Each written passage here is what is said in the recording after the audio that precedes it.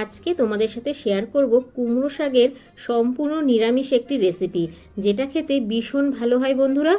গরম ভাতের সাথে যদি এইরকম একটা কুমড়ো শাকের নিরামিষ রেসিপি থাকে, আর কিন্তু কিছুই লাগবে না, নিমিষেই এক থালা ভাত উড়ে যাবে। তো দেখতে থাকো বন্ধুরা আমার আজকের এই কুমড়ো শাকের রেসিপি। আশা করছি তোমাদের ভীষণ ভালো লাগবে। বাই দ্য ওয়ে, আমি সম্পার ইউটিউব চ্যানেলে তোমাদের সবাইকে ওয়েলকাম। দেখো, এখানে আমি কিছুটা কুমড়ো শাক নিয়েছি। শাকগুলো কিন্তু একদম কচি। শাকগুলোকে এবার ভালো করে ছোট করে কেটে ধুয়ে ফিরে আসছি বন্ধুরা। তা দেখো, শাকগুলোকে কিন্তু আমি কেটে নিয়েছি, ডাঁটা আর শাকটা ছোট ছোট করে কেটে নিয়েছি বন্ধুরা। ঠিক এইভাবেই কুমড়ো শাকটা কিন্তু কেটে নিতে হবে। আর পরিষ্কার জল দিয়ে 2-3 বার জল পাল্টে ভালো করে ধুয়ে নেবে। এবার আমি এইদিকে গ্যাসে একটা ফ্রাই প্যান বসিয়ে দিয়েছি। এবার তার মধ্যে দিয়ে দিলাম কেটে রাখা কুমড়ো শাকটা। আমি কিন্তু কুমড়ো শাকটাকে একটু ভাপিয়ে নেব। সম্পূর্ণ কুমড়ো শাকটা আমি দিয়ে দিলাম। এবার দিয়ে দিচ্ছি পরিমাণ মতো জল। জলটা দেওয়ার পরে দিয়ে দিলাম পরিমাণ মতো লবণ আর 1 চামচ হলুদ গুঁড়ো।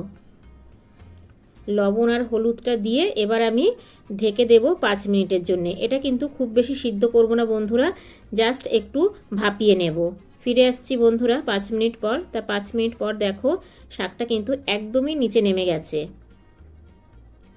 খুব ভালোভাবে কিন্তু শাকটা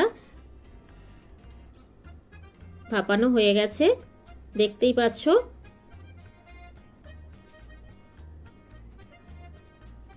এবার আমি শাকটাকে নামিয়ে রাখবো। শাকটাকে নামানোর পর এদিকে আমি একটা কড়াই বসিয়ে দিয়েছি। কড়াইয়ের মধ্যে দিয়ে দিচ্ছি মুগ ডাল। এখানে আমার 50 গ্রাম মুগ ডাল আছে। তোমরা পরিবারের সদস্য বুঝে ডালটা কম বেশি করে নিতে পারো। এবার এই ডালটাকে আমি একটু ভেজে নেব।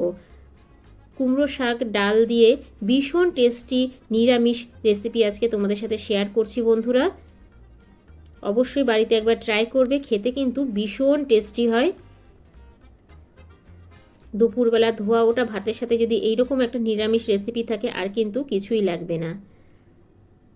এবার ডালটা ভাজা হয়ে গেছে, ডালটাকে আমি তুলে নিচ্ছি।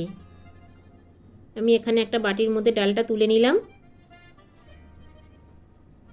এবার ডালটা তোলার পরে দেখো, ডালটা কিন্তু গরম আছে। এর মধ্যেই আমি দিয়ে দিচ্ছি কিছুটা জল দিয়ে ডালটাকে আমি ভিজিয়ে রাখবো 10 মিনিটের জন্য। ডালটা ভিজতে থাকুক। এইদিকে আমি গ্যাসে আবারও কড়াই বসিয়ে দিয়েছি। এবার দিয়ে দিচ্ছি আমি পরিমাণ মতো রিফাইন তেল। এই রেসিপিটা করতে কিন্তু খুব বেশি তেল লাগবে না বন্ধুরা। অল্প তেলেই তোমরা কিন্তু এই রেসিপিটা খুব সহজেই বাড়িতে বানিয়ে নিতে পারবে। আর নিরামিষের দিন এই রেসিপিটা খুব সহজেই তোমরা করে নিতে পারবে। এবার ওই তেলটা গরম হয়ে যাওয়ার পর দিয়ে দিলাম 2টো শুকনো লঙ্কা, একটা তেজপাতা আর 1 চামচ সাদা জিরে। এবার ফোড়নটা একটু ভাজা হওয়ার পরে আমি দিয়ে দিলাম এখানে আলুটাকে এইরকম করে কেটে নিয়েছি আমি। এখানে আমার মিডিয়াম সাইজের 3টে আলু আছে বন্ধুরা। এবার আলুটাকে আমি একটু ভেজে নেব।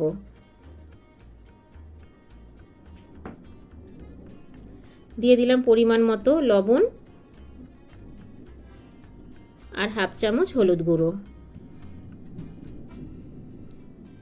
লবণ আর হলুদটা দিয়ে ভালো করে আলুটাকে একটু ভেজে নেব।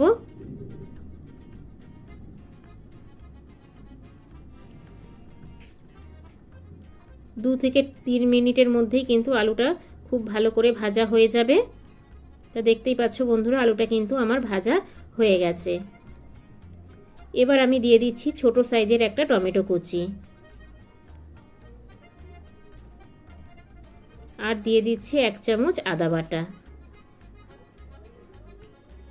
টমেটো আর আদাটা দিয়ে ভালো করে আলুর সাথে আমি একটু কষিয়ে নেব, যেন আদার কাঁচা গন্ধটা চলে যায়। এইভাবে 2 মিনিট আমি একটু ভেজে নেব।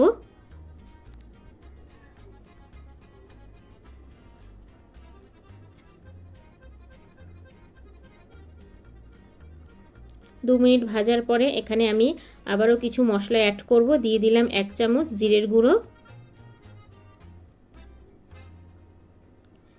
1/2 চামচ ধনের গুঁড়ো, আর ঝালের জন্য দিয়ে দিলাম 1 চামচ লঙ্কার গুঁড়ো। এবার ভালোভাবে আমি একটু কষিয়ে নেব। সমস্ত মশলাটা আলুর সাথে খুব ভালো করে একটু কষিয়ে নেব।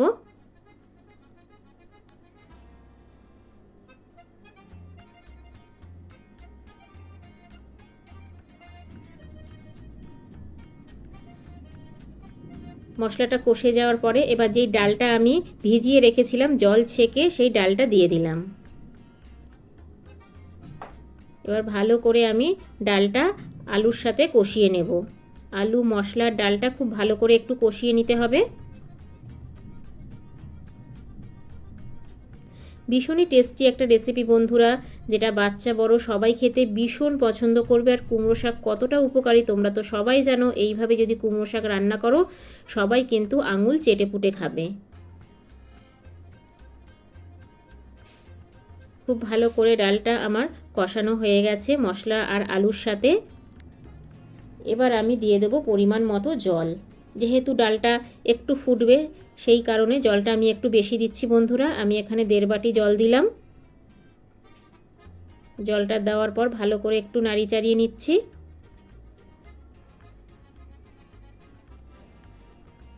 এবার এটাকে আমি ফুটতে দেব।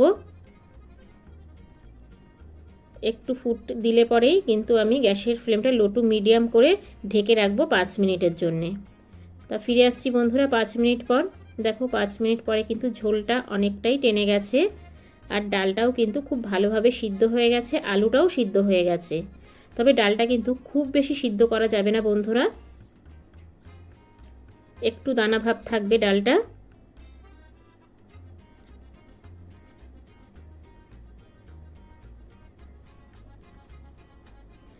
এবার আমি এর মধ্যে দিয়ে দেবো যেই কুমড়ো শাকটা আমি একটু ভাপিয়ে রেখেছিলাম সেই কুমড়ো শাকটা দেওয়ার পরে ভালো করে আমি মিশিয়ে নেব ডাল আর আলুর সাথে। সব উপকরণগুলো খুব ভালো করে মিশিয়ে নিতে হবে।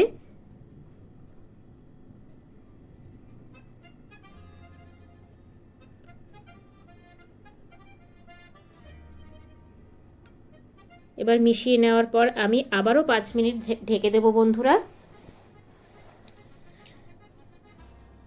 যেন ডাটার মধ্যে ভালো করে ঝোলটা ঢুকে যায়। ফিরে আসলাম 5 মিনিট পর। তা দেখো 5 মিনিট পরে কিন্তু ঝোলটা আরও অনেক টেনে গেছে। এবার ভালো করে আমি একটু নাড়িয়ে চাড়িয়ে নেব।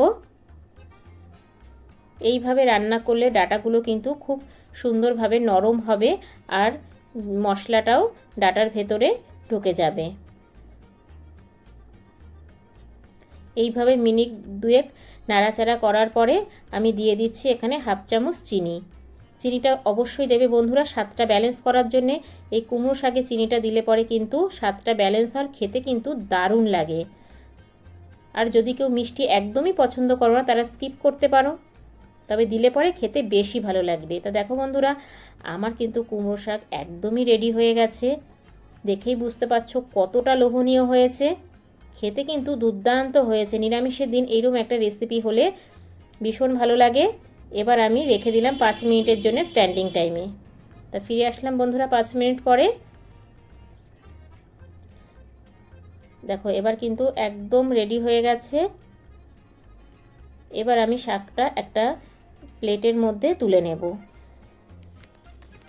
একদম সম্পূর্ণ নিরামিষ ভীষণ টেস্টি একটা রেসিপি করে দেখালাম আজকে তোমাদেরকে কুমড়ো শাকের। তা কেমন লাগলো বন্ধুরা আমার আজকের এই কুমড়ো শাকের রেসিপি? ছোট্ট একটা কমেন্টস করে জানিও, কারণ তোমাদের ছোট্ট ছোট্ট কমেন্টস আমাকে ভিডিও করতে অনেক বেশি উৎসাহ দেয়। বাই দ্য ওয়ে এতক্ষণ দেখছিলে সম্পার ইউটিউব চ্যানেল। আবার দেখা হচ্ছে তোমাদের সাথে নেক্সট কোনো নতুন রেসিপিতে। ততক্ষণের জন্য টাটা বাই বাই। সবাই ভালো থেকো, সুস্থ থেকো। আর আমার চ্যানেলে কেউ যদি নতুন ভিজিট করে থাকো আমার চ্যানেলটাকে সাবস্ক্রাইব করে পাশে থাকার বেল আইকনটা অল করে দিও। যখনই আমি নিত্য নতুন ভিডিও আপলোড দেব তোমাদের কাছে পৌঁছে যাবে। Thank you for my video watching.